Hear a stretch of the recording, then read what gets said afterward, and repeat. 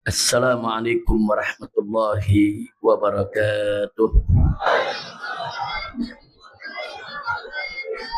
Bismillah walhamdulillah wassalatu wassalamu ala rasulillah wa ala alihi wa sahbihi wa mawalah. Amma ba'd, siyadatul habaib asyurafa wa sa'adatul ulama'il fudala wa fadilatul umara'il kurama wa jami'il hadirin wal hadirat al ahibba'il a'izza rahimakumullah. Fi hadhihi al munasabati sa'idah wa bimithli hadha al ijtima'il mubarak la ansa an usiyakum jami'an wa nafsi bi taqwallah wa bi ta'ati rasulillahi sallallahu alaihi wasallam. Fasallahu subhanahu wa ta'ala an yaj'alana jami'an minal muttaqin. Amin ya rabbal alamin. Satu kehormatan dan kebahagiaan bagi saya pada malam hari ini bisa bersilaturahim dengan segenap para ulama, para tuan guru, para habaib dan jamaah dari Masjid Jami As-Surur yang sama kita cintai ini. Terakhir saya datang kemari 20 tahun yang lalu, ketika lagi kencang-kencangnya gerakan melawan Ahmadiyah. Jadi jamaah As-Surur dulu luar biasa, ikut bergerak, ikut berjuang, ikut berkorban, dan hasilnya kita dapatkan SKB 3 Menteri ajaran Ahmadiyah dilarang di Indonesia. Alhamdulillah. Nah, setelah itu saya hadir lagi di sini. Cuman balihonya doang. Diturunin lagi sama Satpol PP sama polisi. Tapi untungnya jamaah di sini nggak terima. Akhirnya yang udah rubuh naik lagi. Alhamdulillah. Nah, sekarang orang yang datang bukan balihonya. Alhamdulillah. Nah, baik ya kawan, memang Masjid Jami As-Surur ini masjid legend bagi masyarakat di Kebon Jeruk ini, karena memang didirikan dari tahun 1874. Jadi masjid ini memang masjid yang punya sejarah bagi guru-guru kita semua, wabil khusus Sahibul Haul, yang tadi pagi semenjak ba'da subuh sampai jam 8 diperingati haulnya, yaitu almarhum wal maghfurlah Kiai Haji Abdullah bin Umar, atau yang biasa dipanggil Guru Duloh ya kawan. Jadi Guru Duloh ini tidak lain dan tidak bukan merupakan saudara daripada Habib Ali Al-Habsyi Kuitang. Nah, jadi jangan kaget. Makanya acara penetapan maulidnya juga bareng sama Kuitang. Nah, kalau Kuitang Kamis sore, nah di sini Kamis malamnya ya kawan. Nah, itu pertanda memang persahabatan, pertemanan yang sudah begitu luar biasa. Alhamdulillah. Memang Habib Ali Al-Habsyi ini ya kawan, kalau kita melihat murid-murid beliau, saudara, termasuk daripada kawan-kawan almarhum Sahibul Haul, Guru Duloh ya kawan, banyak sekali. Ada Kiai Haji Ahmad Tabrani dari Paseban, ada Kiai Haji Abdul Hadi Pisangan, ada Kiai Haji Muhammad Naim Cipete, ada Kiai Haji Muhammad Sasi Cililitan, ada Kiai Haji Zayadi Muhajir, saudara. Kemudian ada Kiai Haji Muhajirin di Bekasi, ada Kiai Haji Abdul Rasid Ramli, ada Kiai Haji Rahmatullah Siddiq, ada Kiai Haji Nahrani Abdus Salam, dan lain sebagainya. Banyak sekali kalau kita mau sebutkan murid-murid daripada Habib Ali Al-Habsyi yang tersebar di seluruh pelosok Jakarta dan sekitarnya. Alhamdulillah. Dan kita juga mesti tahu, saudara, bahwa ulama-ulama Betawi masa lalu itu luar biasa, saudara. Jauh sebelum zaman Habib Ali Kuitang pun, di Betawi ini juga sudah banyak ulama. Seperti siapa? Seperti Syekh Junaid Pekojan. Saudara, Syekh Junaid Pekojan itu saudara lahir di Pekojan, menuntut ilmu di Pekojan, kemudian hijrah ke Mekah, jadi guru besar di kota Mekah. Salah satu murid beliau adalah Syekh Nawawi Al-Bantani. Nah, kita tahu Syekh Nawawi Al-Bantani, saudara, ternyata merupakan salah satu murid daripada Syekh Junaid Pekojan. Oh, luar biasa. Dulu Betawi ini banjir dengan ulama-ulama. Ada Tuan Guru Mujtaba dari Jatinegara, ada Tuan Guru Mukni dari Kuningan, ada Tuan Guru Abdul Majid dari Pekojan, ada Tuan Guru Mansur Jembatan 5, ada Kiai Haji Nur Ali At-Taqwa Bekasi, saudara, yang jadi pahlawan nasional. Begitu juga ada Kiai Haji Abdullah Syafi'i yang mendirikan As-Syafi'iyah. Ada Kiai Haji Thaqir Rahili yang mendirikan At-Thaqiriyah, saudara. Masih ada guru-guru kita, saudara, yang juga sudah meninggalkan kita, yaitu Muallim Syafi'i Hadami. Begitu juga Muallim Bunyamin yang tidak jauh dari sini, saudara.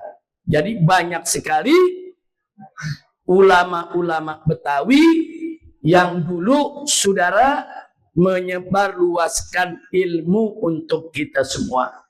Jazahumallahu khairal jazaa. Di antaranya adalah Sahibul Hol, yaitu almarhum Kiai Haji Abdullah bin Umar, itu guru duloh yang ada di Kebon Jeruk ini. Mudah-mudahan kita doakan, semoga saudara, semua guru-guru kita yang kita sebutkan tadi, termasuk Sahibul Hol, saudara, diterima oleh Allah Subhanahu wa Ta'ala dan dimasukkan dalam surganya berdekatan dengan Nabi kita Sayyiduna Muhammad Sallallahu Alaihi Wasallam, dan semoga keturunannya, anak, cucu, cicit, dan seterusnya diberikan keberkahan oleh Allah Subhanahu wa Ta'ala dan diberikan kemampuan untuk melanjutkan perjuangan orang-orang tuanya. Amin ya rabbal alamin. Alhamdulillah, saudara, malam hari ini juga kita gembira semua karena kita kumpul dengan para habaib kita, dengan para kiai kita, dengan tuan-tuan guru kita di tempat ini, saudara.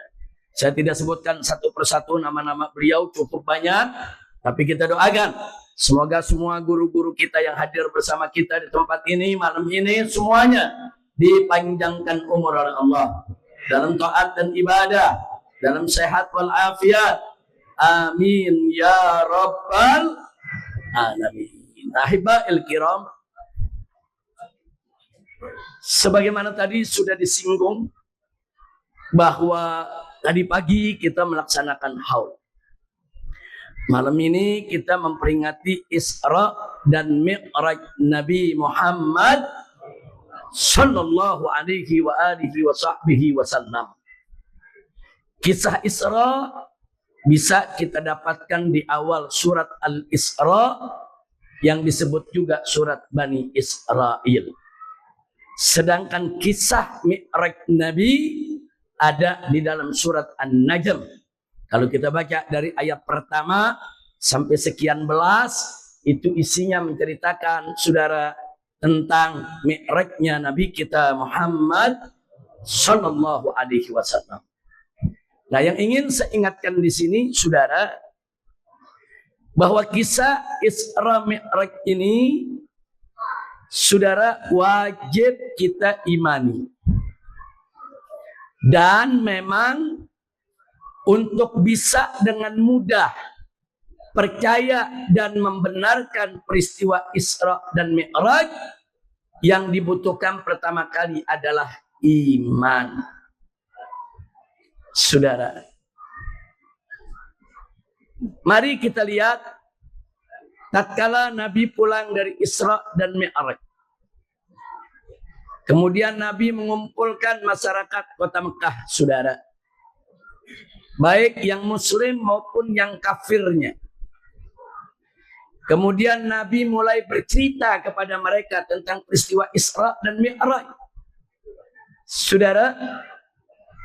Nah, ketika itu orang-orang kafir mentertawakan Nabi, mencemooh Nabi, saudara, menghina-hina Nabi alaihi salatu wassalam.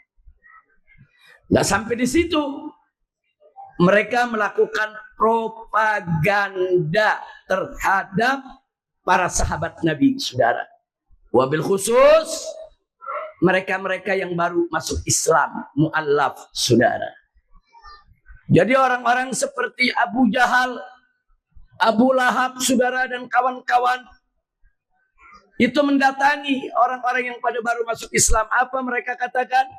Apa kau percaya dengan dustanya Muhammad? Atau saddiq kita Muhammadin? Apa kamu percaya dengan bohongnya Muhammad? Mana mungkin perjalanan yang begitu jauh dari kota Mekah ke Al-Aqsa hanya ditempuh dalam waktu sebagian malam saja. Padahal kita sama tahu dengan menunggang unta saja kalau tanpa berhenti, saudara, itu 15 hari baru sampai, pulang pergi 1 bulan. Tapi kalau pakai mampir, istirahat, saudara, bisa 1 bulan baru sampai, pulang pergi 2 bulan.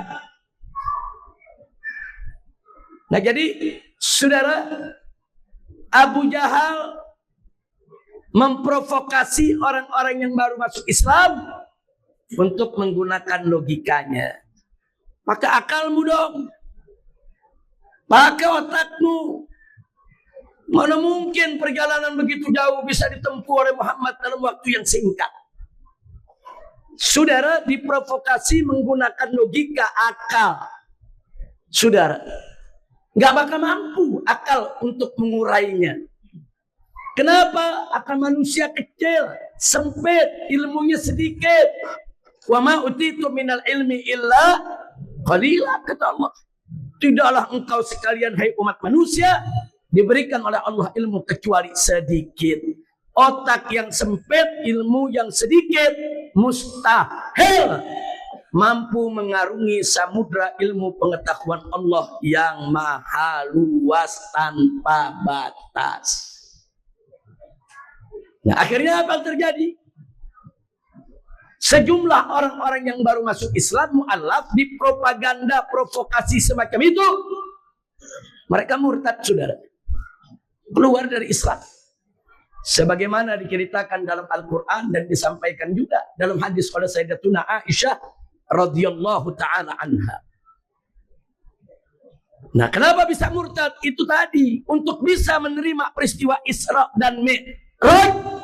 Saudara, apalagi di zaman itu nggak bisa cuman pakai ngandelin akal dan ilmu.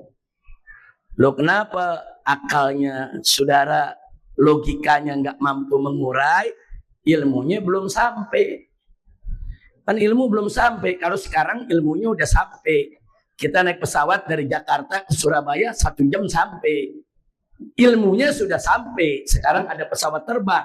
Tapi 1500 tahun yang lalu ilmunya belum sampai. Bagaimana mau menguraikan, saudara? Nah, maka itu, saudara, mari kita lanjutkan. Akhirnya sampailah Abu Jahal menemui Sayyiduna Abu Bakar Siddiq radhiyallahu anhu. Apa kata Abu Jahal? Ya Abu Bakar, hei Abu Bakar, atusaddiq kadzba Muhammadin?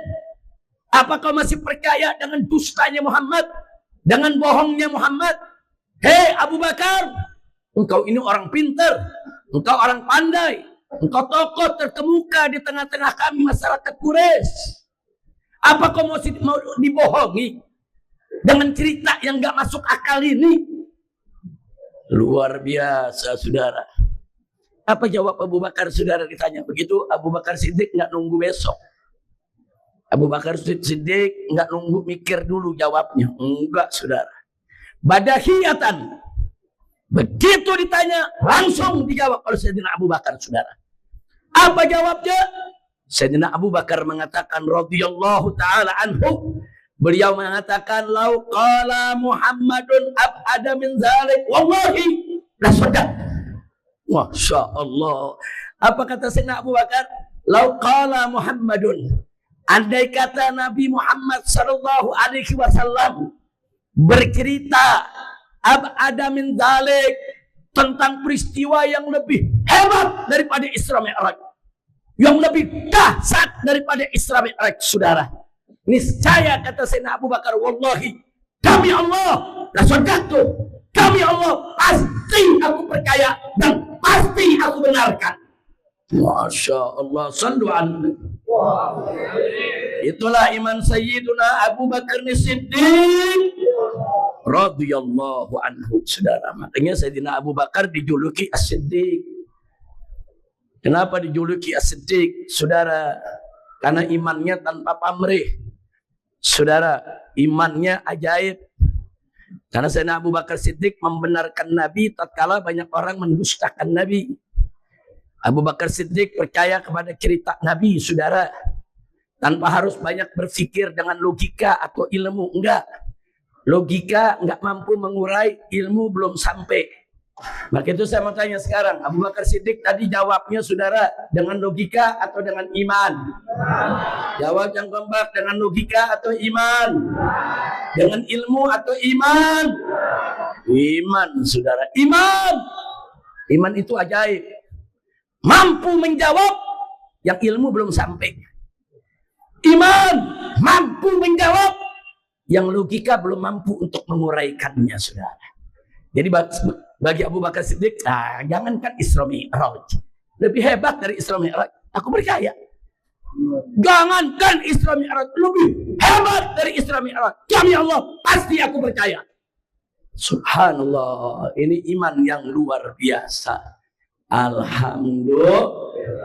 Nah, makanya saudara, kita ini mesti tanamkan iman. Logika perlu, ilmu wajib, tapi logika dan ilmu nggak ada artinya kalau nggak berdiri atas dasar iman. Banyak profesor doktor, saudara, ilmunya tinggi, saudara, ilmunya tinggi. Tapi apa yang terjadi, saudara? Perilakunya ngawur, pemikirannya ngawur, menyimpang dari Islam. Padahal logikanya hebat, ilmunya tinggi. Kenapa bisa keberingal? Karena logika dan ilmunya tidak berdiri atas dasar iman. Nah, itu saya mau tanya semua di sini, iman penting tidak? Perlu tidak? Siap beriman kepada Allah? Siap kuatkan iman? Siap tingkatkan iman? Akbar. Sallu ala Nabi. Jadi saudara, segala sesuatu dalam urusan agama ini, saudara, kedepankan iman.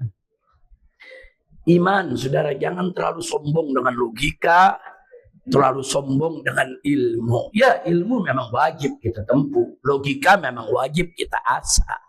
Tapi semua itu harus berdiri atas dasar iman. Saudara, dengan iman itu pula lah, niscaya kita akan selalu bisa mengagungkan siar-siar Allah. Tanpa iman, hati-hati. Berapa banyak orang yang melanggar siar-siar Allah. Allah berfirman dalam Al-Quranul Karim, faqala ta'ala, ya ayyuhalladzina amanu la tuhillu sya'airallah. Hei orang-orang yang beriman, jangan sekali-kali kamu melanggar syiar-syiar Allah. Maksudnya syiar-syiar Allah, syiar-syiar agama Allah, saudara. Apa artinya syiar? Ada syiar negara, ada syiar agama. Syiar negara seperti apa, saudara? Garuda Pancasila itu syiar negara. Bhinneka Tunggal Ika itu syiar negara. Undang-Undang Dasar 1945 itu syiar negara. Nah, kalau syiar Allah adalah apa saja, saudara, yang terkait dengan aturan-aturan Allah Subhanahu wa ta'ala. Apa saja yang dimuliakan oleh Allah, itu syiar Allah. Apa saja yang diagungkan oleh Allah, itu syiar Allah. Apa saja yang kita dilarang untuk saudara dilarang daripada melecehkannya, itu adalah syiar Allah, saudara. Seperti apa? Rukun Islam itu syiar Allah. Rukun iman itu syiar Allah, saudara.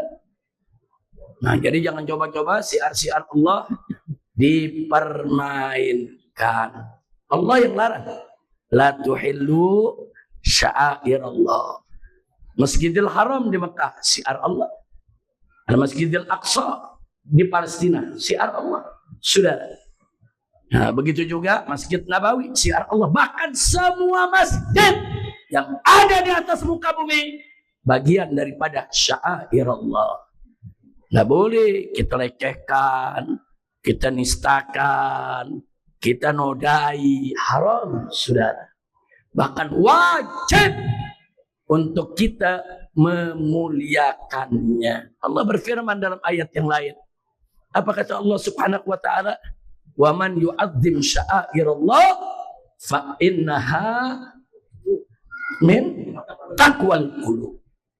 Fa innaha min taqwal qulub, saudara.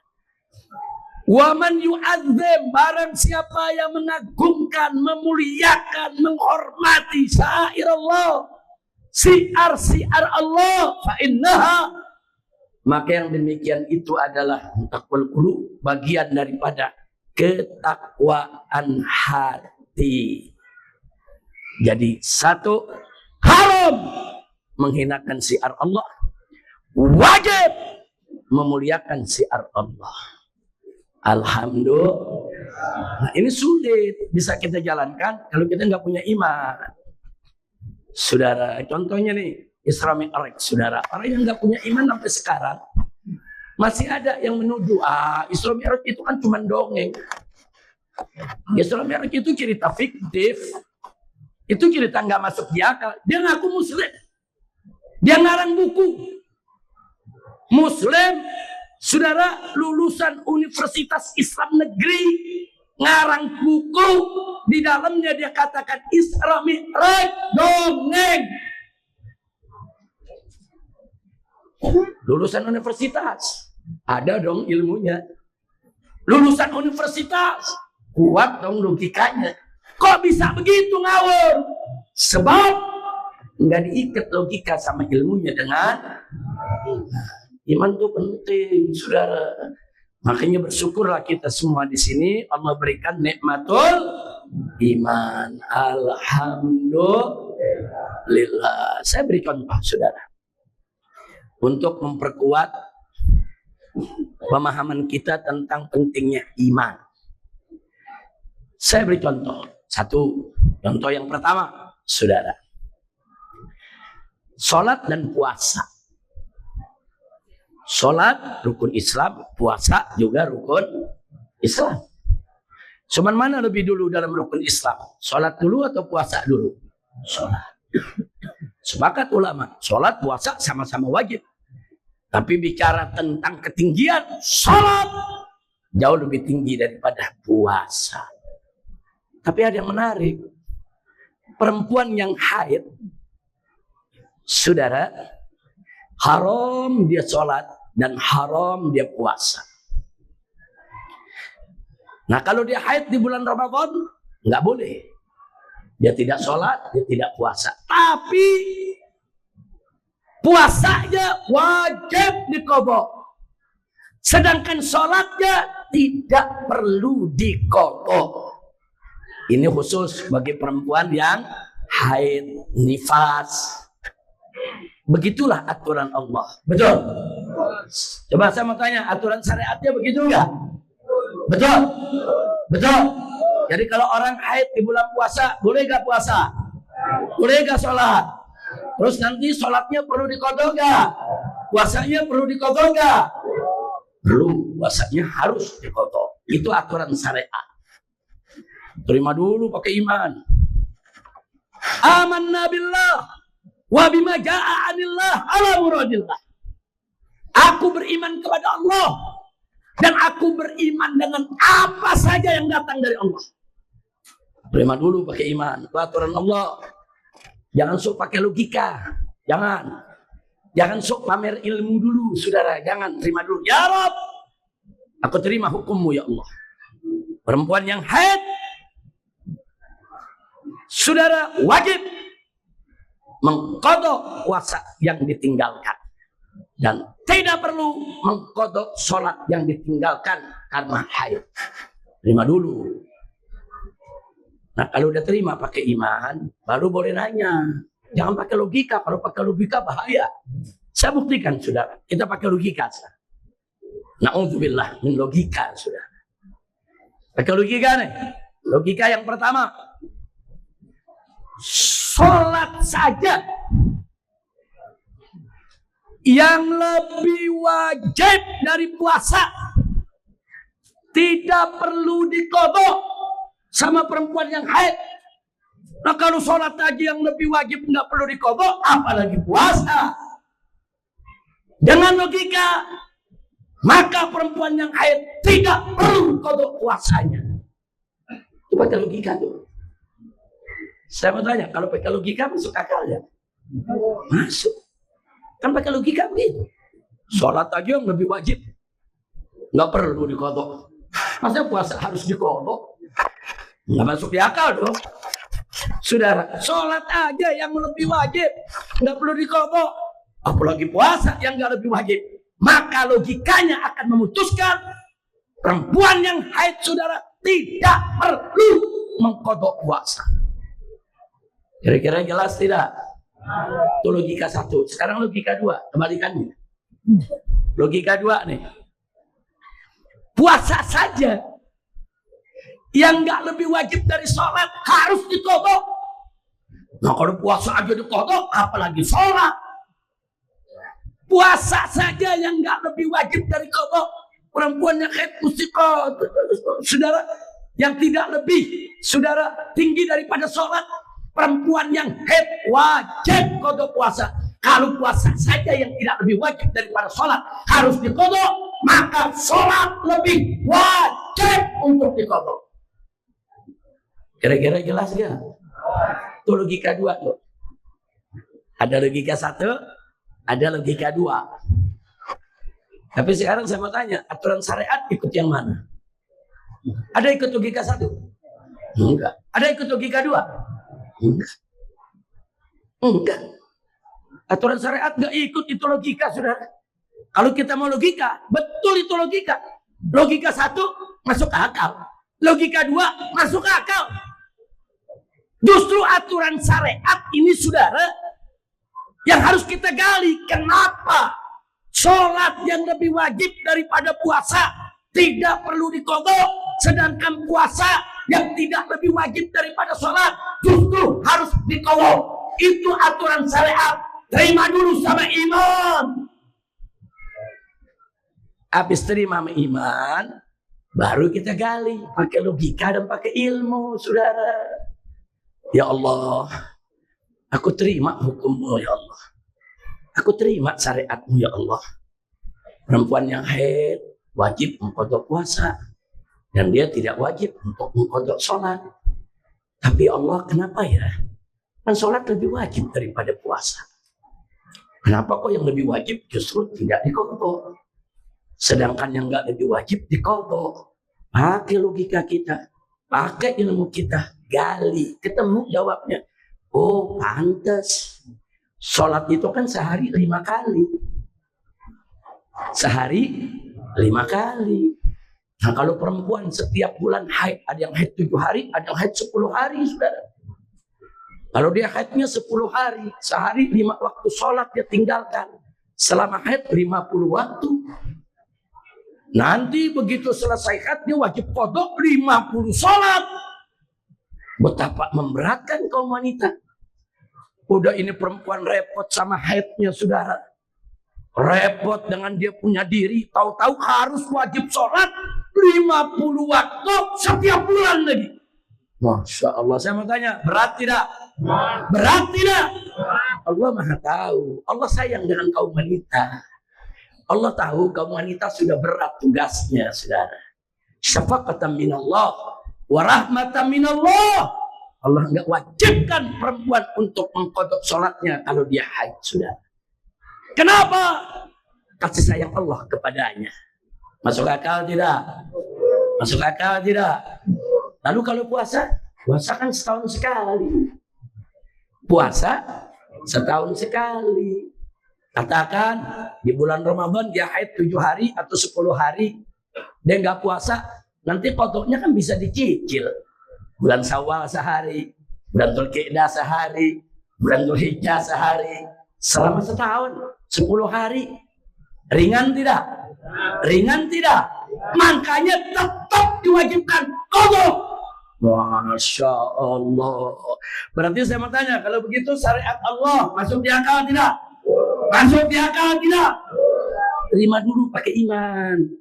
Jangan pakai logika dulu, ilmu jangan. Pakai iman, baru kita gali dengan ilmu dan logika kita, saudara. Kira-kira jelas ya? Paham tidak? Kalau gitu saya tanya sekali lagi, saudara, iman ini penting tidak? Perlu tidak? Wajib tidak? Takbir. Saya kasih contoh lagi yang kedua. Biasanya kalau belajar pakai contoh lebih mudah mengerti. Betul? Mau contoh lagi? Mau contoh lagi? Dalam mazhab Imam Syafi'i, maaf, air mani itu suci, tidak najis. Air kencing najis. Betul? Betul? Nah, Allah punya aturan. Keluar air mani wajib mandi. Keluar air kencing tidak wajib mandi. Dia hanya hadas kecil, cukup wudu, angkat hadasnya, saudara. Betul? Betul? Itu syariat dari siapa? Jawab semua, syariat dari siapa? Aturan siapa? Percaya kepada Allah? Beriman kepada Allah? Takbir. Terima dulu, jangan pakai logika dulu. Kalau pakai logika berat, nanti bisa kita tolak syariat, saudara. Mari kita lihat nih, pakai logika nih, saudara. Air mani saja yang suci keluar wajib mandi. Kalau yang suci saja keluar wajib mandi, bagaimana yang najis keluar? Bagaimana yang najis? Dengan logika, kalau yang suci saja keluar wajib mandi, maka keluar air kencing yang najis lebih wajib mandi. Pakai logika. Paham? Pakai logika begitu, saudara. Secara logika, ya memang begitu. Yang suci aja keluar wajib mandi, apalagi yang najis. Karenanya logika akan memutuskan tiap kencing wajib mandi. Jadi mujair. Tiap habis kencing mandi gak jadi mujair. Masya Allah, kacau tidak? Balik enggak, kita kan sehari 5 waktu sholat, saudara. Oh, kita mau sholat zuhur, tadi udah kencing, mandi dulu. Begitu ketemu asar, ya tadi udah kencing juga, mandi lagi. Begitu ketemu maghrib, saudara, tadi habis asar kencing, ya mandi lagi. Nggak jadi mujair loh. Masya Allah, kacau tidak? Jadi kalau pakai logika begitu tuh, yang suci saja mani keluar wajib mandi, apalagi yang najis lebih wajib loh mandi. Itu logika pertama. Logika kedua dibalik. Keluar air kencing saja yang najis nggak wajib mandi. Kenapa keluar yang suci wajib mandi? Dengan logika, kalau keluar yang najis saja tidak wajib mandi, maka keluar mandi yang suci nggak perlu wajib mandi. Jadi tiap dia keluar mandi, dia nggak mandi, saudara. Ngepet sekali. Paham nggak? Nah, saya mau tanya, itu logika bahaya tidak? Bahaya. Kalau pakai logika begitu, saudara. Pakai logika begitu. Yang najis saja nggak wajib mandi. Masa yang suci keluar wajib mandi? Nggak masuk di akal dong, kata dia. Mestinya kalau yang najis keluar tidak wajib mandi, yang suci lebih tidak wajib mandi. Atau logika tadi, kalau yang suci aja keluar wajib mandi, apalagi yang najis lebih wajib mandi. Dua logika ini nggak diterima sama syariat. Syariat ngatur kalau keluar mani yang suci wajib mandi. Keluar air kencing yang najis nggak wajib mandi. Itu aturan syariat, sudah. Terima dulu pakai iman. Ya Rabb, aku beriman kepada syariatmu, ya. Amanna bisyariah wa saddaqna bisyariah. Aku beriman kepada syariatmu. Aku benarkan syariatmu. Aku terima. Ya Rabb. Kalau Allah udah atur, keluar mani yang suci wajib mandi, keluar air kencing yang najis tidak wajib mandi, aku terima. Nah, habis sudah terima, Pak, Bu, Boleh akal kita nanya. Cari jawabannya sama ilmu kita. Ketemu, saudara.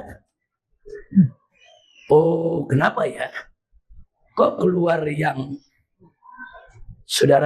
yang suci wajib mandi, keluar najis nggak wajib mandi? Oh, karena kencing itu sehari bisa berkali-kali. Kalau wajib mandi, alangkah repotnya hidup kita. Betul. Betapa maha pengasihnya Allah, betapa maha penyayangnya Allah. Allah nggak bikin repot kita. Kalau kencing, walaupun najis, cukup istinja, ambil wudhu, angkat hadas kecilnya, saudara. Sebab kalau tiap kencing kita harus mandi, berat tidak? Berat tidak? Allah nggak beratkan kita, saudara. Lalu air mandi kan keluarnya sekali-sekali. Emang air mandi keluar tiap hari? Ada, mantan baru. Nah kalau yang udah tua-tua, apalagi yang umurnya udah pala 6, pala 5, saudara, ada yang sebulan sekali, 2 bulan sekali. Saudara, artinya apa? Keluar mandi sekali-sekali. Jadi kalau diwajibkan mandi, tidak memberatkan. Masuk akal gak? Masuk akal gak? Ada lagi jawaban kedua, saudara. Saudara, orang kalau keluar air kencing nggak buang tenaga. Orang keluar air mani lebih dari separuh tenaganya hilang. Ngos-ngosan. Lu ketawa aja. Bener gak? Bener. Kalau kencing ada ngos-ngosan? Ada, kencing batu. Kencing yang normal nggak ada yang ngos-ngosan, betul? Kenapa? Karena tenaga nggak hilang, betul? Bahkan kalau kita kebelet kencing, lega tidak? Udah sudah. Coba nah kebelet, mau duduk salah sudah. Dia mau keluar nih, gimana sih? Coba kebelet, saudara. Saya mau tanya, kalau kebelet repot tidak? Sakit tidak? Tapi begitu plong kita kencing, lega tidak? Nggak ada tenaga yang kebuang. Maka itu kalau orang kencing nggak perlu mandi, tenaganya nggak kebuang, cukup istinja. Anak ada yang najis dan dia wudhu, angkat hadas kecilnya, betul? Nah, tapi bagaimana kalau mandi, saudara? Air mani itu kalau keluar menguras tenaga. Mau tua mau muda sama, saudara, menguras tenaga. Bagaimana mengembalikan tenaganya? Mandi. Makanya Nabi suruh, kalau junub jangan ditunda-tunda mandinya. Junub segerakan mandi, saudara. Kenapa? Supaya tenaga kembali lagi. Sama lah dengan Anda kerja dari pagi sampai sore di kantor, saudara. Naik bis, desek-desekan, keluar keringat, capek. Sampai rumah, lesu, hilang tenaga. Mandi, tenaganya akan kembali lagi, badannya segar lagi. Betul? Betul? Oh, pantes. Kencing nggak diwajibin mandi, keluar mani wajib mandi, supaya tenaganya bugar kembali, agar dia lebih energik, semangat lagi untuk ibadah. Masuk akal tidak? Masuk akal tidak? Takbir. Ini sengaja saya sampaikan contoh begini untuk membuktikan, saudara, iman itu penting. Dengan iman kita ikat logika kita, ikat ilmu kita, insya Allah kita tidak akan tersesat jalan. Amin ya rabbal alamin. Kira-kira sampai sini jelas tidak? Paham semua? Jadi jangan melulu pakai logika. Dulu Al-Imam, saudara, Al-Imam Ja'far Shadiq, cucu Nabi kita Sayyiduna Muhammad Sallallahu Alaihi Wasallam, pernah ngajar di majelis begini, saudara. Begitu ngajar, satu anak muda berdiri nanya, "Tuan Guru, saya punya pertanyaan." Kata Imam Ja'far, "Apa kau punya pertanyaan?" "Iblis itu kan diciptakan dari api." "Betul." Nanti di hari kiamat akan disiksa masuk neraka. Betul. Dalam neraka akan disiksa, dibakar dengan api. Betul. Nah ini yang logika saya sulit terima, Tuan Guru. Akal saya sulit terima. Iblis dari api disiksa dengan api. Nggak mempan dong. Itu pakai apa itu saudara? Pakai logika. Itu pakai logika. Gimana cara gurunya jawab? Gurunya nggak pusing-pusing jawab, saudara. Nah, dia ambil tanah, saudara, digulung, bulat, gede, dia timpuk tuh murid. Begitu ditimpuk, ini murid mentil. Guru, jangan begitu loh. Kalau nggak mau jawab, nggak jawab aja. Kenapa jadi nimpuk? Ditanya sama gurunya, emang kenapa ditimpuk? Sakit? Ya sakit dong. Nah, kata gurunya, saya juga bingung. Kamu kan manusia, iya. Diciptakan dari tanah, iya. Kok saya timpuk dengan tanah sakit itu? Kan tanah ketemu tanah. Mikir anak muda, iya ya, benar juga. Subhanallah, saudara, saya mau tanya, kita dibuat dari apa? Asal manusia dari apa? Kalau dikepruk sama batu bata, dia terbuat dari tanah, sakit gak? Ketiban genteng dari tanah, sakit gak? Kok sakit? Kan tanah ketemu tanah. Ya, asal kita dari tanah. Tapi saat ini kita bukan tanah lagi. Sudah berubah. Saudara, ada komposisinya dalam diri kita. Ada darah, ada air, ada daging, ada kulit yang mengantar rasa, saudara. Nah, pantas saja kalau kita digebuk dengan tanah tetap kita sakit. Begitu juga iblis. Walaupun dia diciptakan dari api, nanti dibakar api, tetap dia akan merasakan siksa yang pedih, saudara. Karena komposisinya sudah beda. Nah, maka itu saya mau tanya, saudara, iman penting tidak? Iman penting tidak? Iman dulu pakai iman. Jangan protes dulu pakai akal.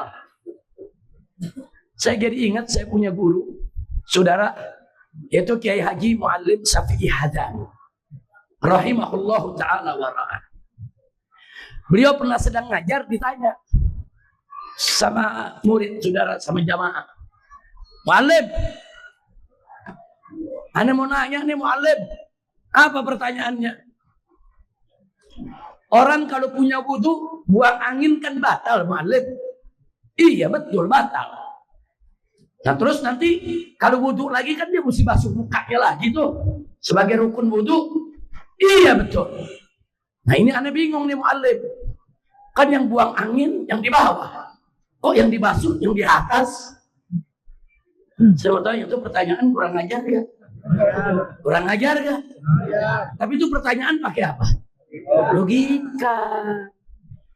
Masuk di akal dia nanya begitu. Kok yang keluar di bawah, yang dicuci yang di atas? Muallim langsung jawab, badahiyatan. Spontan dijawab. Apa kata Muallim? Ente yang nanya, ente mau tahu jawabnya, ente mau nanya dulu ente. Ente kalau buang angin, yang malu pantat atau muka? Dia jawab, yang malu muka. Makanya muka lo yang disiram. Bagus gak jawabnya? Bagus gak jawabnya? Kalau guru udah bisa jawab begitu, nggak main-main tuh ilmunya sudah. Alhamdulillah. Udah cukup ya, udah jelas kan? Udah jelas belum? Udah paham semua? Terang semua? Alhamdulillah. Nah, kembali kita saudara ke pembicaraan kita tadi. Kenapa? Saya tekankan terus soal iman. Saudara, apa saja yang merupakan syiar Allah harus kita imani dan harus kita muliakan. Termasuk Al-Quran. Al-Quran itu syiar Allah, syiar agama. Saudara, sholat yang kita kerjakan tiap hari 5 waktu, itu syiar agama. Nah, nggak boleh syiar ini kita hina-hina, kita olok-olok, kita jadiin bahan bercanda. Nggak boleh. Saudara, berdosa besar, saudara. Kalau kita perhatikan, saudara, di dalam Al-Quranul Karim, saudara, firman Allah Subhanahu wa ta'ala dalam surat At-Taubah ayat 65 dan 66.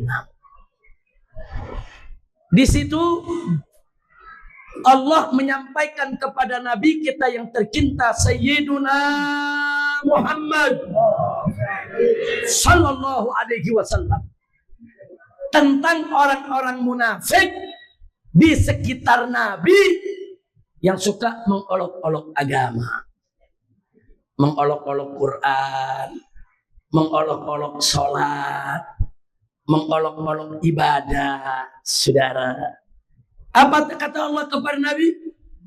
Wala in sa'altahum, andai kata kamu bertanya kepada mereka ya Muhammad tentang olok-olok mereka, saudara, la yaqulunna, niscaya pasti mereka akan menjawab, innama kunna nakhudu wa nal'ab, sesungguhnya kami cuma bercanda saja, kami cuma main-main, kami cuma bergurau, kami nggak serius.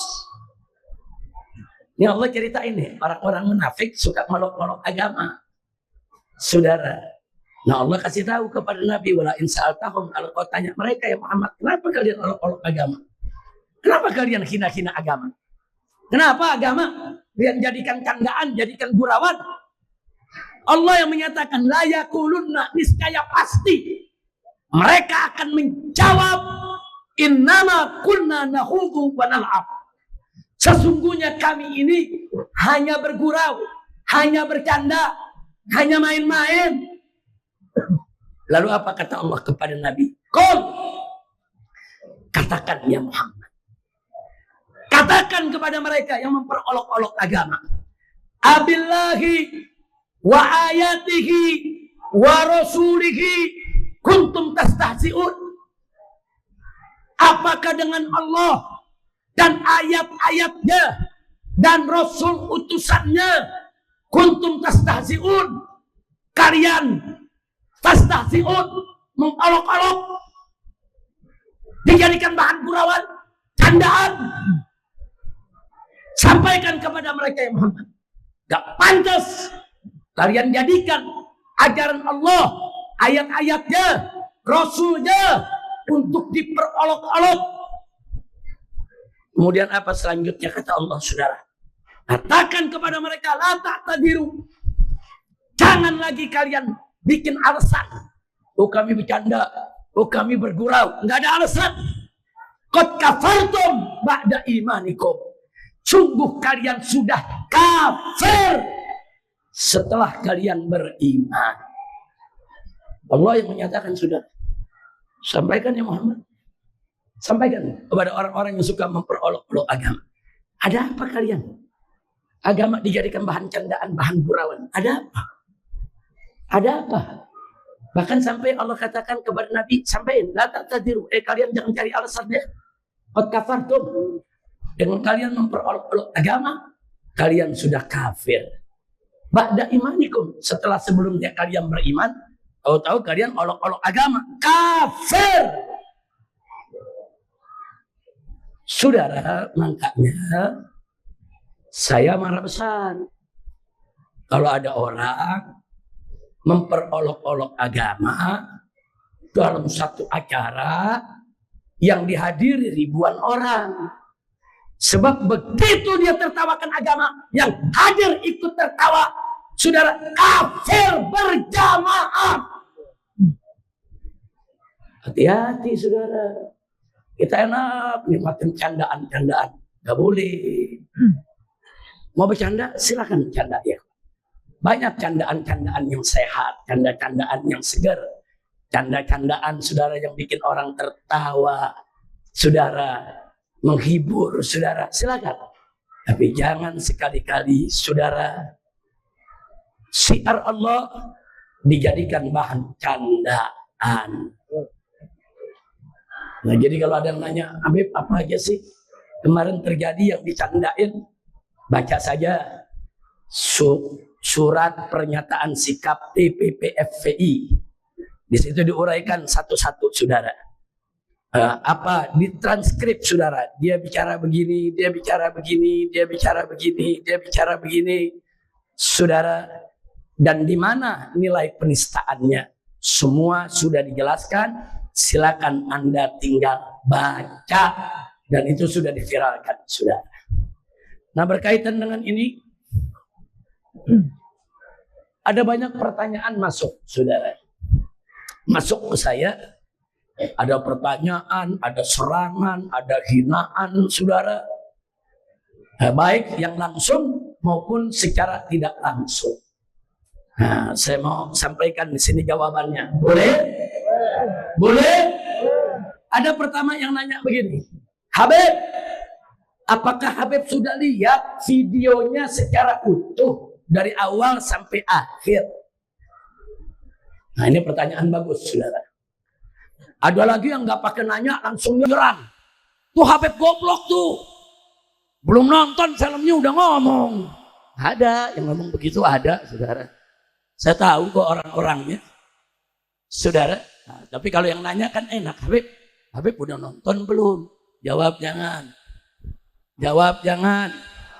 Saudara, mana boleh kita mengambil kesimpulan kalau kita nggak ngeliat. Mana boleh kita ngambil kesimpulan kalau kita nggak nonton, saudara. Saya nggak suka nonton candaan-candaan dan lawakan. Tapi karena ada laporan dari masyarakat, laporan dari santri, laporan dari kiai, laporan dari dai dan ustadz, Habib Rizik, ini sholat dijadiin bahan bercanda, bagaimana ini Habib? Tentu saya nggak boleh langsung menjawab dong.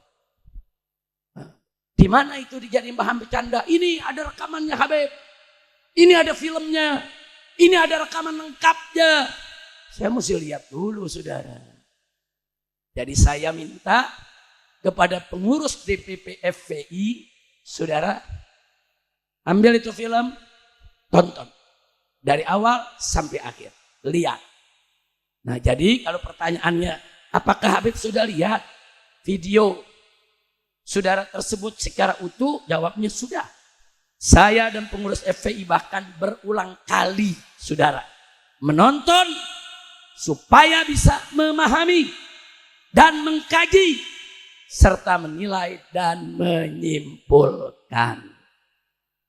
Kira-kira jelas tidak?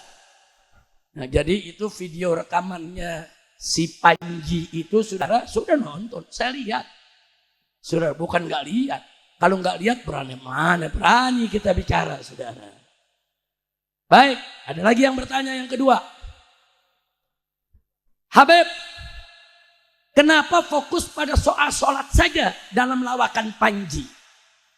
Kan yang lain kritiknya bagus. Kenapa kok Habib cuma fokus soal sholat saja? Jawab jangan. Jawabnya sebab problemnya justru memang pada persoalan olok-olok syariat sholat. Problemnya bukan pada kritik kepada pemerintah, bukan. Kritik pedas untuk pemerintah, silakan. Saya tidak ada problem, tidak ada masalah, saudara. Nah, karena kritiknya terhadap pemerintah dalam bentuk candaan, tidak ada problem, tidak ada masalah, ya saya tidak fokus di situ. Yang saya fokus kepada bagian yang syariat sholat dihina. Kira-kira jelas tidak? Jelas tidak? Ada lagi yang ngomong, saudara. Habib, sebaiknya Habib sudah tidak usah ikut campur soal kritik Panji terhadap pemerintah. Nah, jadi ada yang ngomong tuh di medsos, saudara. Habib gak usah ikut campur. Ini kan urusan Panji lagi kritik pemerintah. Jawab jangan. Jawab jangan. Saya tidak pernah ikut campur urusan Panji dan pemerintah, saudara. Yang saya tidak mau ikut campur, saudara. Karena itu bukan urusan saya. Saya hanya fokus serius melawan penistaan agama. Soal ngeritik pemerintah silakan. Saya sering ngeritik pemerintah kok. Betul. Saya mau tanya, saya sering nggak ngeritik pemerintah? Sering nggak ngeritik pemerintah? Nggak ada masalah kritik, saudara. Dia ngeritik lewat lelawakan, silakan. Saya ngeritik lewat dakwah, silakan. Ini bukan soal kritik. Ini soal penistaan syariat sholat. Kira-kira jelas tidak? Baik. Ada lagi yang keempat. Lanjut. Yang keempat ada mengatakan begini. Kenapa Habib tidak sibukkan diri lawan koruptor saja? Kan masih banyak tuh koruptor. Kenapa mesti Panji yang diprotes? Saudara, urusan koruptor, saudara, saya dan kawan-kawan di FPI, saudara, sejak tahun 2000 berulang kali demo di lapangan, demo anti korupsi. Bahkan saya gubah syair, qasidah, judulnya qasidah anti korupsi, saudara. Nggak sampai di situ, saudara. Bahkan tahun 2016 kita tidak pernah berhenti melakukan aksi dan melaporkan 3 dugaan korupsi Ahok senilai 1,9 triliun rupiah, saudara. Siapa bilang kita nggak bicara korupsi? Saudara, soal Panji bukan urusan saya bicara korupsi atau tidak. Ini ada penistaan agama yang saya nggak boleh diam. Nah, tapi jangan langsung dituduh ulama-ulama bisanya mengkritik yaitu Panji, tapi ulama-ulama nggak ada yang lawan koruptor. Siapa bilang ulama nggak ngelawan koruptor, saudara? Enak itu ngomong, saudara. Jangan-jangan yang ngomong nggak pernah demo anti korupsi, saudara. Jangan-jangan yang ngomong nggak pernah melaporkan kasus korupsi, saudara. Kira-kira jelas tidak? Jelas tidak? Dan saat ini, saudara, saya melalui API. API itu advokat FPI, saudara. Menulis 4 surat ditujukan kepada Bapak Presiden Prabowo Subianto. Setiap surat permohonan kami agar menteri ini diberhentikan karena terlibat korupsi. Ada 4 menteri yang kami laporkan, saudara. Isi laporannya rahasia. Belum boleh saya buka ke publik, saudara. Nah, jadi jangan seenaknya menghina ulama. Ulama nggak ada yang peduli soal korupsi. Ulama nggak ada yang peduli soal yaitu zalimnya pejabat. Kurang ajar. Ulama-ulama kita dari Sabang sampai Merauke sudah banyak, saudara, yang peduli, yang mengkritik, yang mendorong umat untuk perang lawan korupsi. Betul? Takbir. Saya lanjutkan lagi, saudara. Ada lagi yang bilang, Habib, pendukung Panji di medsos banyak. Apa Habib nggak takut nanti diserang, dinista, dicaci maki? Apa Habib nggak takut diganggu? Saudara, kita jangan pernah takut menyampaikan yang hak. Siapapun yang menista agama, saudara. Presiden nista agama, lawan. Jenderal nista agama, lawan. Menteri nista agama, lawan. Walaupun mereka punya kuasa. Pelawak nista agama, lawan. Walaupun penggemarnya banyak, saudara. Jangan takut. Habib Rizik nanti dinista, Habib Rizik nanti dicaci maki. Saya udah kebal, tiap hari udah dicaci maki orang, saudara. Udah kebal, saudara. Enggak, saudara. Saya mau ingatkan lagi dulu, saudara. Dulu di zaman Ahok, yang menista Al-Quran, saudara, lawan saya dan kawan-kawan juga sangat berat, saudara. Kita dikerubuti buzzer bayaran, saudara. Kemudian instrumen negara, saudara, yang menyerang kita karena Ahok dulu didukung presiden, didukung Kapolri, didukung Panglima TNI, didukung BAES, didukung BIN, didukung partai-partai besar, didukung oligarki, didukung mafia, saudara. Oh, berat. Tapi kita tidak pernah mundur, saudara. Nah, jadi jangan nakut-nakutin saya, Habib. Ini netizennya banyak, nanti Habib digoreng. Masa bodoh.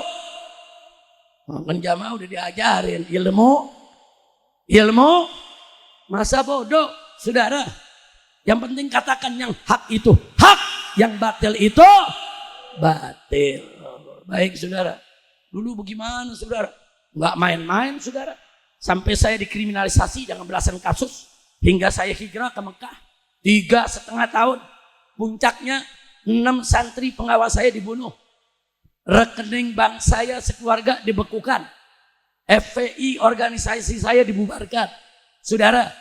Dan saya bersama mantu dan kawan-kawan di penjara 2 tahun. Lalu setelah itu tahanan kota 2 tahun. Untuk apa? Untuk menegakkan yang hak. Jadi jangan coba-coba ngancam-ngancam saya begitu saudara. Saudara jangan. Ini baru penggemar pelawak. Mau ngancam. Iya. Jangan saudara, jangan. Saya hormati Panji sebagai pelawak. Saya hormati kritik-kritiknya terhadap pemerintah yang begitu pedas. Bagus. Bahkan saya dukung. Yang saya protes dan kritik adalah penistaan syariat sholat. Titik. Kira-kira jelas tidak? Jelas tidak? Baik, berikutnya saudara. Ada nasihat. Saudara, Habib dan FPI sebaiknya tidak usahlah memperkarakan persoalan Panji. Panji ini sekarang lagi jadi idola. Apa Habib nggak takut nanti Habib dan FPI dibenci masyarakat? Inna lillahi wa inna ilaihi rajiun. Justru kalau ada yang nanya begini, saya mau balik bertanya. Apa pertanyaan saya? Apa Anda pikir mayoritas umat Islam di Indonesia ini senang dengan penistaan syariat sholat? Apa Anda pikir mayoritas penduduk Indonesia ini senang agamanya dihina? Apa Anda pikir masyarakat Indonesia ini mayoritas muslim nih gembira kalau syariat sholatnya diolok-olok? Saya yakin saudara, mayoritas umat Islam jauh lebih banyak yang marah kalau agamanya dihina, kalau sholatnya diolok-olok. Betul? Takbir. Ada lagi pertanyaan yang berikutnya. Habib, apa Habib dan FPI dibayar nih? Pertanyaannya luar biasa. Masih bagus dia nanya. Ada yang udah nuduh, wah Habib Rizik tuh dibayar tuh sama istana, dibayar sama rezim. Setahu saya, kalau orang yang suka nuduh-nuduh orang lain dibayar, biasanya dia yang suka dibayar, saudara. Maling teriak. Sekarang di Indonesia ini ada bisnis. Muji pemerintah jadi bisnis, dapat duit.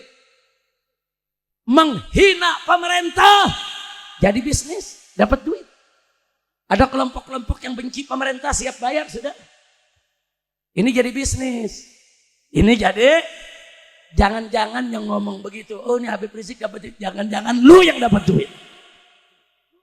Jadi dia nilai semua orang seperti dirinya. Karena dirinya biasa muji dibayar, menghina dibayar, biasa dapat bayaran dalam perilakunya, maka dia tuduhlah kita dibayar juga dalam rangka membela syariat sholat. Kurang ajar tidak? Kurang ajar tidak? Sama dulu 212. Itu 212 dibayar itu. Dibayar itu satu orang 500.000, 1 juta. Itu kalau dibayar saya kaya banget tuh saudara. Yang hadir 8 juta orang. Satu orang dibayar 1 juta. Saudara. Artinya apa? 8 triliun. Berarti duit saya dong saya bagi-bagi orang. Dia nggak percaya. Kalau orang yang datang 8 juta begitu nggak dibayar, dia nggak percaya. Kenapa? Karena yang ngomong begitu biasa demo dibayar. Betul? Jadi kalau ada orang lain demo, dia pikir orang lain juga dibayar. Kira-kira jelas gak? Paham? Alhamdulillah. Saya bukan orang bayaran dan FPI bukan organisasi bayaran. Nah sekarang nih yang lagi ngetren nih saudara. Ada yang bilang, kalau memang FPI adil, kalau memang Habib Rizik adil, kenapa itu Menteri Zulkifli Hasan yang pernah menghina sholat kok tidak dilaporkan? Kenapa hanya Panji yang mau dilaporkan? Luar biasa. Jawab jangan. Jawab jangan. Jadi saudara, ada pengarang novel yang kerjaannya menghayal. Saudara, kerjaannya menghayal. Tapi merasa diri jadi ulama besar dan merasa diri jadi kritikus. Saudara, dia kekurangan informasi, tidak punya adab dan tidak punya akhlak. Langsung menuding, saudara, langsung menuding kalau orang tuh tidak adil, saudara. Dan lucunya, dia membela penistaan agama dengan penistaan agama yang lain. Dia bilang, kalau Panji dilaporin, kenapa Zulhas nggak dilaporin? Ini kan menghina, ini juga menghina. Jadi dia mau bela yang menghina dengan yang menghina. Orang gila itu, saudara. Nah sekarang saya mau tanya, jawab jangan. Jawab jangan. Baik saudara, berikan waktu saya. Ini jawabnya panjang nih, boleh? Boleh? Betul? Saudara, tidak kurang dari 38 kasus penistaan agama tingkat nasional yang kami proses hukum selama ini. Sejak FPI berdiri tahun 98 sampai dibubarkan tahun 2020 hingga ada FPI baru saat ini, saudara. Termasuk kasus-kasus penistaan agama yang kami laporkan, kasus-kasus yang melibatkan tokoh-tokoh nasional. Seperti Gus Dur, Megawati, Dudung, Yakut, Zulhas, dan lain sebagainya, saudara. Saya akan bacakan.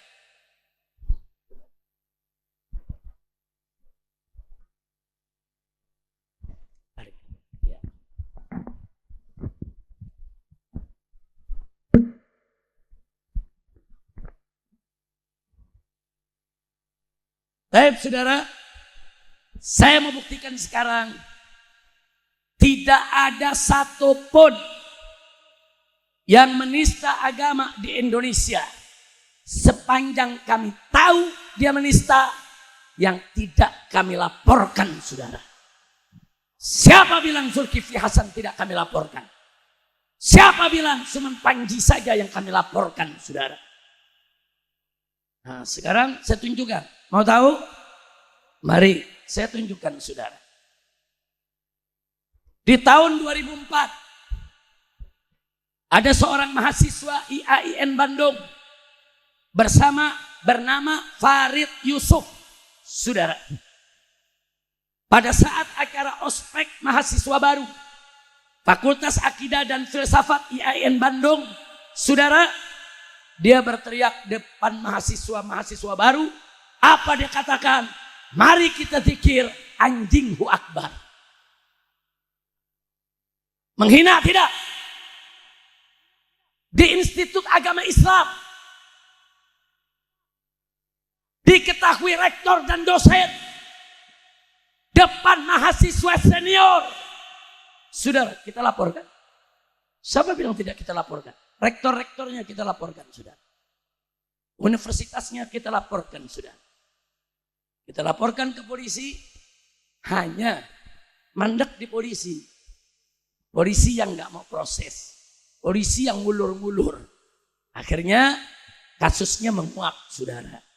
Tapi ini kami laporkan, saudara, dari 2004. Itu yang pertama. Yang kedua, Nurholis Majid dan kawan-kawan di tahun 2004 mengarang buku kontroversial dengan judul Fikih Lintas Agama, yang secara terbuka, saudara, ini diterbitkan oleh Yayasan Para Madinah, yang isinya ada penodaan agama dan penghinaan terhadap ulama. Kami laporkan. Lagi-lagi prosesnya mandek di polisi, saudara. Jadi jangan salahkan kami. Tanya polisinya. Kenapa prosesnya mandek, saudara? Kami lapor. Yang ketiga, Sumanto Kurtubi tahun 2005 menerbitkan buku dengan judul Lobang Hitam Agama. Secara terbuka mencaci maki Al-Quran, mencaci maki para sahabat Nabi, bahkan menghina ulama salaf termasuk Imam Syafi'i radhiyallahu taala anhu. Kita protes, kita laporkan, saudara. Lalu lagi-lagi mandek di polisi, saudara. Lanjut. Yang keempat, Yusman Roy, mantan petinju, saudara. Tahun 2005 melakukan penistaan ajaran sholat dengan mengajak pengikutnya melaksanakan ibadah sholat dengan membaca terjemah. Jadi dalam sholat, surat Fatihah baca terjemahnya, takbir dengan terjemahnya, tasbih, ruku, sujud dengan terjemahnya, tahiyat dengan terjemahnya, saudara. Yang ini, saudara, kita laporkan dan diproses oleh polisi sampai ke sidang, di penjara 2 tahun, saudara. Jadi ada yang mandek, ada juga yang diproses, saudara. 5. Seorang penyanyi terkenal, bahkan bagi dunianya merupakan legend, saudara. Siapa? Ahmad Dhani dari grup band Dewa, saudara. Tahun 2005 bermain musik, di atas lantai ada logo kaligrafi lafaz Allah. Kita laporkan, kita kejar. Bahkan saat itu, maaf, ada oknum-oknum MUI yang bela dia. Gus Dur juga bela dia. Bahkan ada profesor ahli tafsir ikut bela dia. Saya enggak peduli. Kita kejar, kita laporkan. Tapi akhirnya, saudara, Ahmad Dhani secara jantan, sadar, dan terbuka mengaku salah, saudara, mengaku khilaf, dan minta maaf. Sehingga laporan kami cabut, saudara. Karena kalau orang udah tobat, udah minta maaf, selesai, saudara. Jangan dilanjutin lagi. Dan Ahmad Dhani gentleman, betul-betul gentleman, betul-betul lelaki, saudara. Salah, yang ngaku salah. Bagus tidak? Bagus tidak? Makanya hubungan Ahmad Dhani dengan saya sampai hari ini tetap baik seperti keluarga. Padahal dulu kita kejar-kejar, saudara. Dulu kita laporkan. Tapi karena dia berjiwa besar, mengaku, minta maaf, selesai. Sudah, kita nggak perpanjang lagi, saudara. Bagus tidak? Lanjut. Nomor 6, Lia Eden. Tahun 2005, menista agama dengan mengaku sebagai malaikat Jibril. Dilaporkan dan diproses hukum. Kemudian dipenjara 2 tahun. Itu tahun 2005. Tahun 2008-nya, setelah Lia Eden keluar, dia ulangi lagi kesalahannya, saudara. Lapor lagi, tuntut lagi. 2 tahun setengah dia di penjara, saudara. Jadi jangan bilang, Habib Rizik kok fokusnya cuma soal Panji aja ya. Tunggu dulu. Kami dari awal 2000, kami incer pokoknya orang-orang yang coba-coba hina agama, kita uber. Kita uber, saudara. Nah, cuman soal ada yang berhasil di penjara, ada yang gak berhasil. Itu kan soal proses. Kami bukan polisi, kami bukan hakim, kami bukan yang punya negara. Tugas kami laporkan, kawal, sampai jeblos ke penjara, saudara. Alhamdulillah. Udah tuh, lanjut. Ada 38 nih. Ini baru nomor 6. Ada 38. Saudara, yang kami laporkan Pak Bu, 100 laporan lebih. Ini 38 yang tingkatnya nasional, saudara.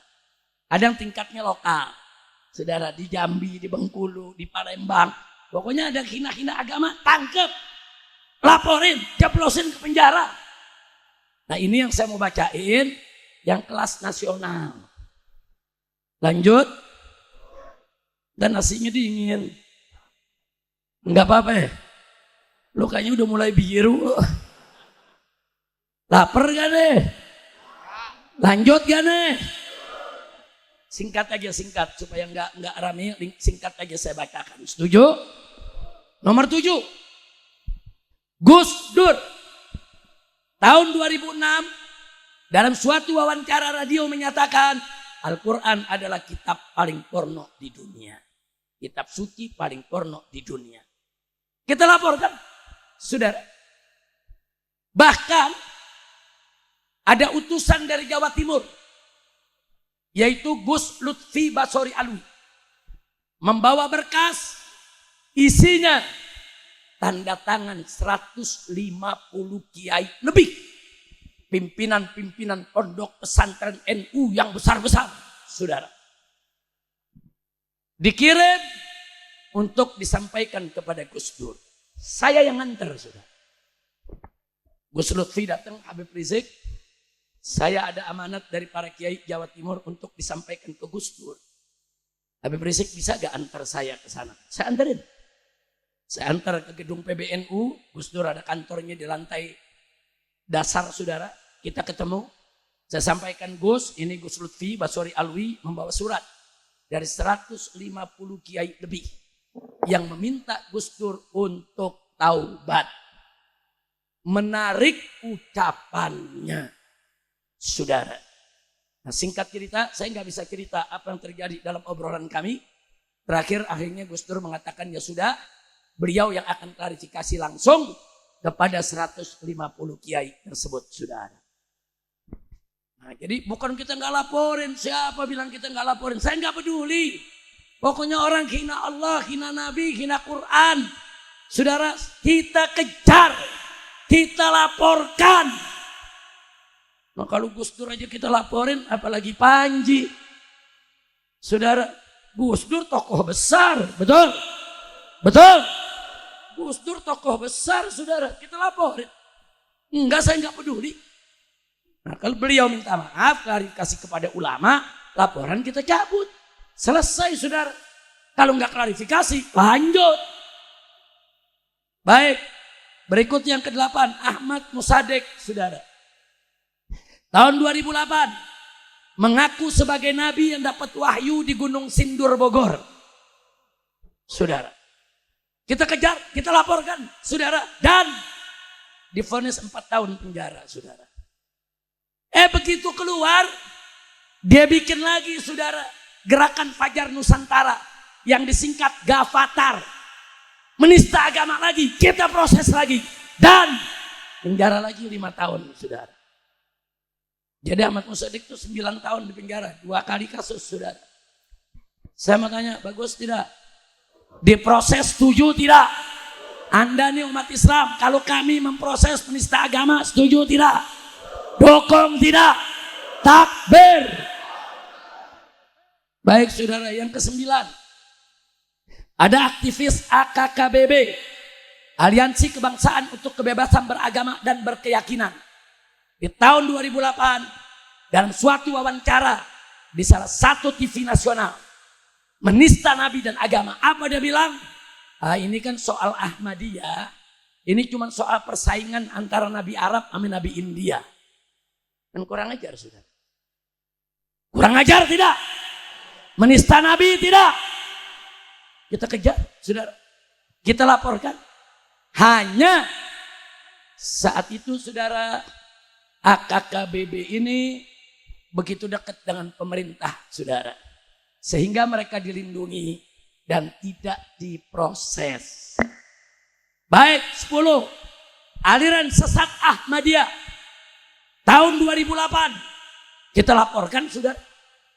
Kita laporkan ke polisi. Ini aliran sesat. ini menista agama Islam. Saudara, lapor. Akhirnya ada 200 lebih tokoh nasional bergabung dalam AKKBB membela Ahmadiyah, saudara. Sehingga terjadilah insiden Monas. Yang akhirnya saya dengan Haji Munarman ditahan dan dipenjara.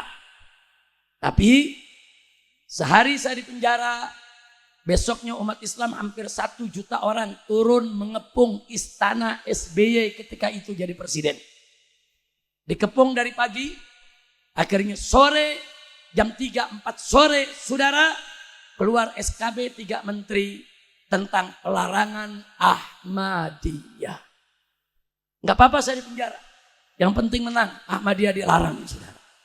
Makanya waktu Kiai Ma'ruf Amin datang ke penjara, ketika itu beliau mimpin MUI, Habib Rizik. Ini teman-teman ormas-ormas minta MUI memberi jaminan supaya Habib Rizik dibebaskan. Saya jawab, maaf Pak Kiai, saya minta kepada MUI jangan berusaha membebaskan saya. Tapi MUI temui presiden, keluarkan kepres, larang Ahmadiyah. Buat apa MUI membebaskan saya kalau Ahmadiyah tidak dilarang? Saya sampaikan. Kata Kiai Ma'ruf Amin, oh begitu Habib? Ya. Kiai Ma'ruf keluar, wartawan kumpul, bagaimana Pak Kiai? Apa Habib Rizik setuju dibebaskan? Beliau katakan enggak, Habib Rizik minta enggak mau dibebasin. Beliau pengen Ahmadiyah dilarang. Makanya besok umat turun, saudara. Begitu turun signifikan, Ahmadiyah dilarang. Alhamdulillah. Baik. Yang ke-11.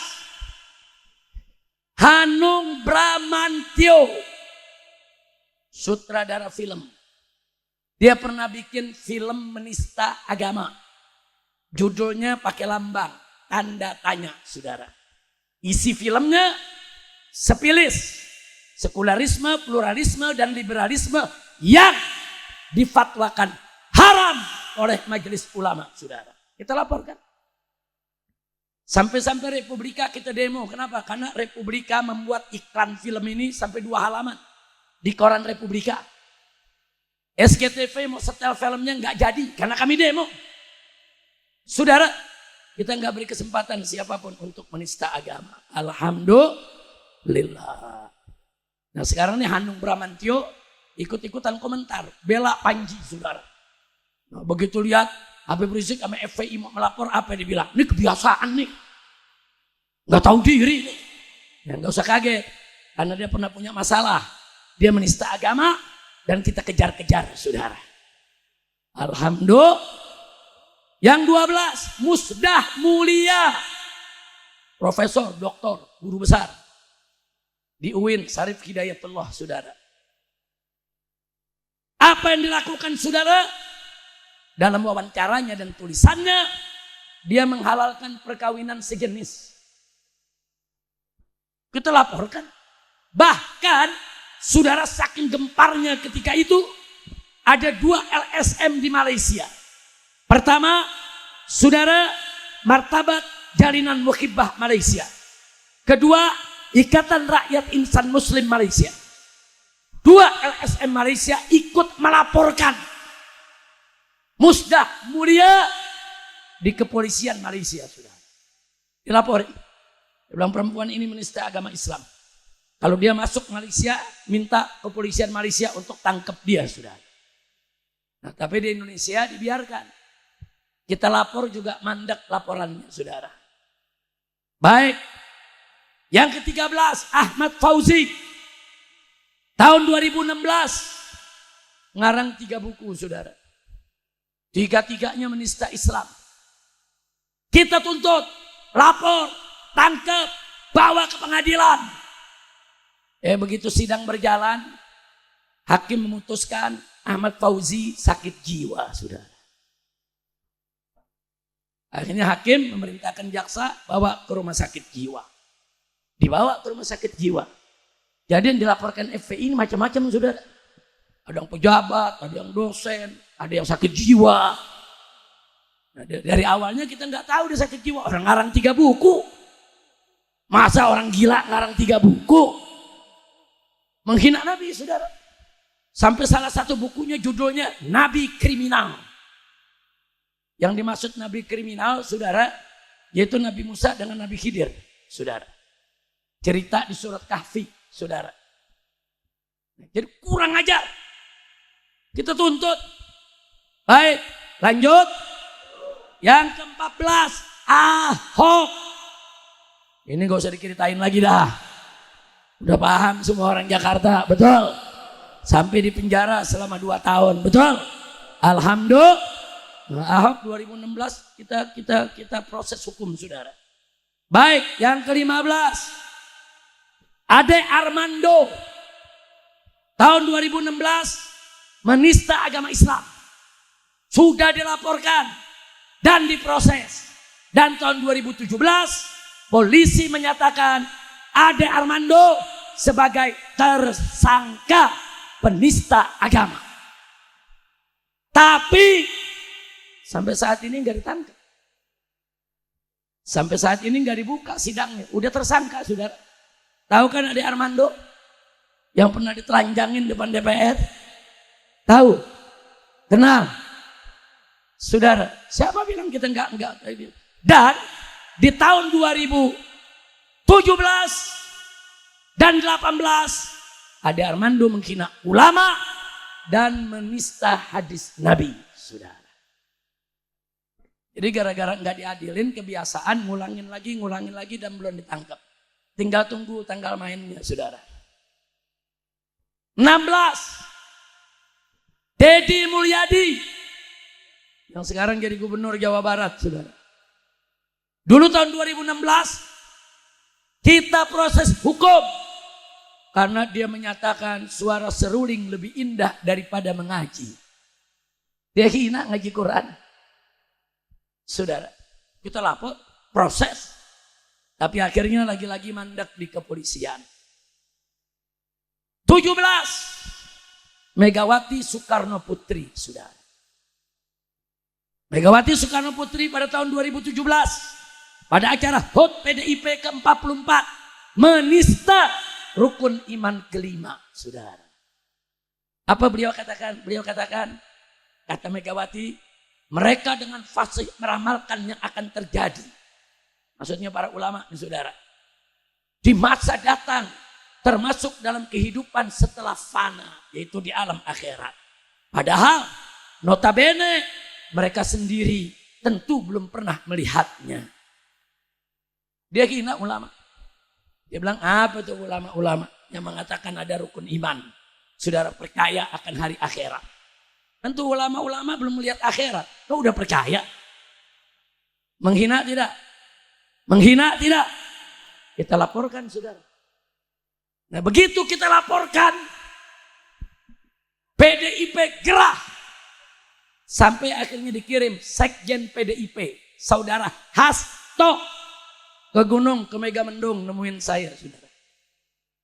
Habib Rizik, kami dari PDIP mohon supaya laporan penistaan agama terhadap Ibu Mega dicabut. Dia katakan kami udah hubungi beberapa pelapor, semua bersedia untuk mencabut, tinggal FPI. Kami minta untuk dicabut, Habib. Saya bilang, saya siap cabut. Tapi saya mau lihat dulu, saya mau dengar dulu, Mega bertobat. Kalau Mega bertobat, saya cabut. Kalau Mega tidak ngaku salah dan tidak bertobat, saya tidak akan cabut. Sampai hari ini kita nggak pernah cabut, saudara.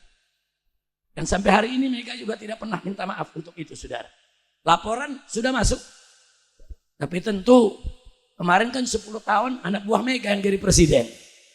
Nah, mana bisa itu diproses, saudara. Nah, jadi bukan kita nggak laporin ya. Nah, kasih tahu tuh, ini yang main di media-media, di medsos, kasih tahu siapa yang nggak laporin. Nanti ini akan saya kirim ke media semua, saudara. Biar semua bisa baca. Semua kita laporkan. Nah saya pikir saya nggak mau panjang lebar lagi, saudara. Ada 2 pendeta pernah kita laporkan. Di antaranya pendeta Saifuddin Ibrahim, saudara. Tahun 2017 itu dilaporkan oleh Habib Ali Alatas, Ketua Front Mahasiswa Islam.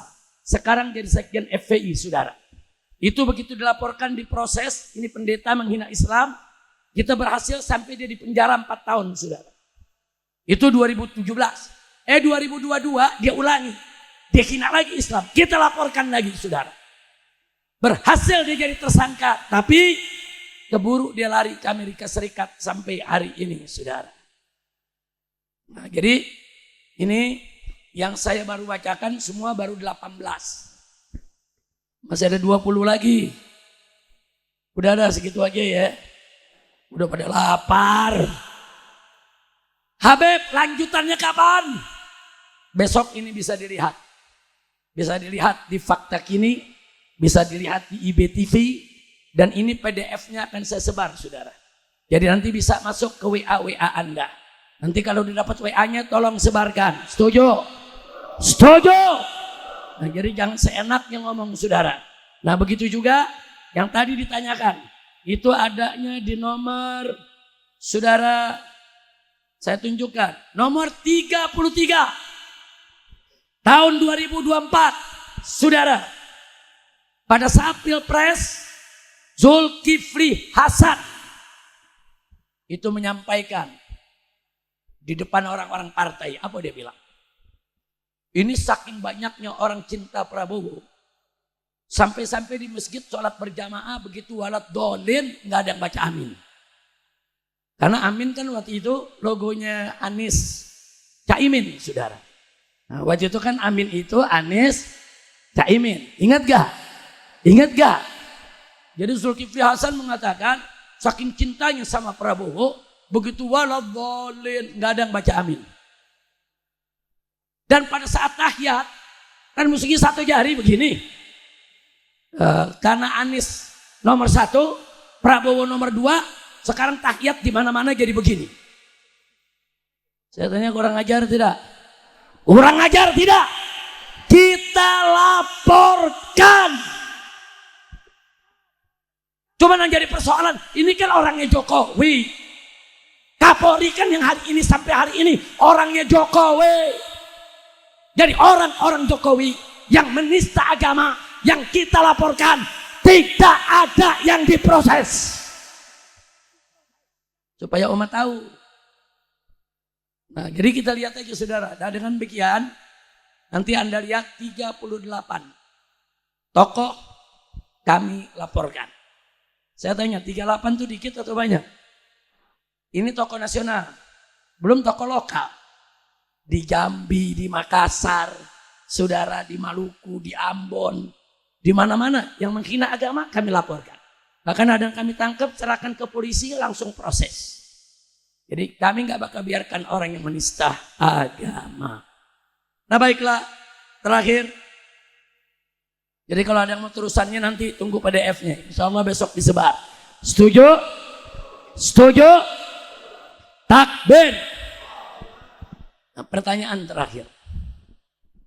Habib, ada jalan damai gak dengan Panji, si pelawak? Jawab jangan. Jawab jangan. Saudara, tidak ada jalan damai. Karena damai dengan penistaan agama gak boleh. Lalu solusinya ada gak, Habib? Ada. Solusinya apa? Taubat. Minta maaf ke umat, selesai. Tobat. Mohon ampun kepada Allah. Minta maaf kepada umat Islam. Jangan diulangi lagi. Dia sesali perbuatannya. Selesai. Kami tidak laporkan. Jelas gak? Saya mau tanya, sikap FPI bijak tidak itu? Bijak tidak? Cuman kalau nggak mau tobat, kalau nggak mengaku salah, ya lanjut, saudara. Saudara, Ahmad Dhani itu tokoh legend. Salah, gentleman, ngaku, minta maaf. Suswono yang waktu itu menjadi calon wakil gubernur di Jakarta. Ingat Suswono? Yang dari PKS. Saudara, dia khilaf, salah ucap. Dia katakan, hei para janda, ayolah kawin dengan para pemuda pengangguran. Seperti Siti Khadijah yang kaya raya, kawin dengan Nabi Muhammad. Fatal, saudara. Itu menghina Nabi. Kita protes. Tapi yang bersangkutan karena memang seorang ustadz langsung menyadari. Oh iya saya salah. Dia ngaku salah, dia minta maaf saudara. Tobat. Nggak jadi kami laporkan. Kalau nggak tobat, kami laporkan. Kira-kira jelas gak? Pelan saudara PLT Bupati Kabupaten Bogor. Namanya Pak Iwan. Dia salah bicara tentang sumpah injak Quran saudara. Dilaporkan. Dia langsung minta maaf. Saya khilaf. Saya salah. Saya menyesal. Saya minta maaf kepada umat Islam. Dan saya tidak akan mengulanginya. Selesai. Laporan kita cabut. Nah kalau Ahmad Dhani gentleman. Suswono gentleman. Saudara. Pak Iwan gentleman. Salah yang aku salah. Taubat. Laporan dicabut. Bagus tidak? Takbir. Nah, terhadap Panji nggak beda, sama. Kalau dia tobat, dia minta maaf, jangan diulangi, saya anggap selesai. Saudara. Tapi kalau dia tidak tobat, hati-hati. Hari ini advokat FPI DKI Jakarta sudah mengeluarkan pengumuman. Ada press release 2 kali 24 jam Panji harus minta maaf. Kepada umat Islam. Bukan kepada FPI, bukan. Bukan kepada Habib Rizik, bukan. Mohon ampun kepada Allah. Minta maaf kepada umat Islam. Nah jadi dikasih waktu 2 kali 24 jam. Ini baru sehari. Kalau nanti setelah 2 kali 24 jam dia tidak minta maaf. Maaf. Saya minta maaf kepada umat. Advokat FPI akan bergerak. Akan membuat laporan. Dan akan terus kita kejar. Akan terus kita proses sampai hukum ditegakkan sudah. Saya mau tanya semua, setuju tidak? Setuju tidak? Takbir. Shallu ala Nabi.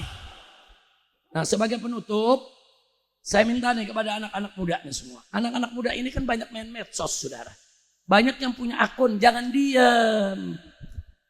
Kalau di medsos, orang yang menista agama dibela-bela, saudara. Anda jangan diam, dakwah, kasih penyadaran, tegur, gak boleh kau bela-bela orang yang menista agama. Memang itu saya ingatkan juga ada oknum dari MUI memuji-muji candaan dan lawakan Panji. Ada Buya yang juga memuji-muji canda dan lawakan Panji. Ada Ustadz Dai juga yang memuji-muji candaan dan lawakan Panji. Saya yakin dengan usnudon mereka-mereka para ustadz tadi yang memuji-muji candaan Panji, mereka nggak melihat saudara urusan penistaannya. Justru yang begini yang saya yakin dia nggak nonton semua. Saudara, dia hanya melihat Panji mengkritik pemerintah. Memang kalau saya hanya melihat Panji mengkritik pemerintah, saya dukung. Saya setuju dengan Panji. Saya bela. Saudara, bahkan saya siap bela dia supaya dia tidak dipenjara karena dianggap menghina pemerintah, saudara. Itu kalau cuma ngelihat kritikan. Tapi kan saya lihat semuanya. Nah, penistaan agama ini saya minta kepada Panji segera minta maaf kepada umat Islam. Jangan diulangi lagi. Dan saya minta kepada Netflix, rekaman bagian menghina sholat dihapus. Kalau ini dijalankan, selesai.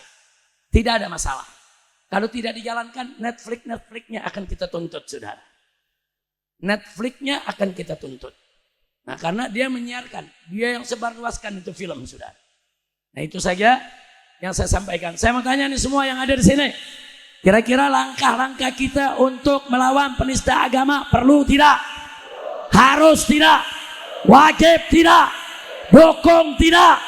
Takbir. Shallu ala Nabi. Nah itu yang saya mau sampaikan pada acara hari ini. Tapi sebelum ditutup, sebelum kita makan malam, jangan ada yang bergerak. Ini ada niat baik dari panitia. Ingin mengumpulkan dana buat saudara-saudara kita di Aceh dan Sumatera. Saya mau tanya dulu, setuju tidak? Setuju tidak? Saya kemarin ke Aceh, Sumatera Utara, Sumatera Barat. Saya lihat dengan mata kepala saya sendiri, saudara. Sampai hari ini bencana di sana belum selesai, saudara. Belum selesai. Dan berita duka kami sampaikan, ada satu laskar kami yang kemarin ikut mengawal saya.